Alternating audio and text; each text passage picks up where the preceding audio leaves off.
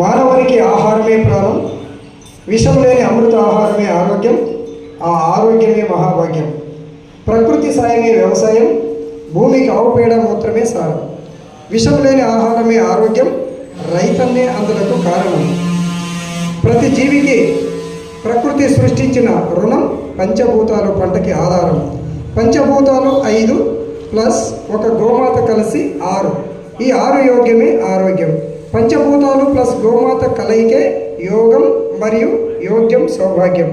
కర్త గోమాత, కర్మ అన్నదాత, క్రియ ప్రకృతి సకల సమేత.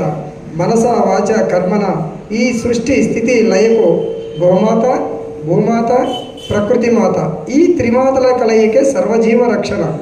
గోమాతతోనే దేహానికి ఆయుష్ ఆరోగ్యం, దేశానికి ఆర్థిక సౌభాగ్యం.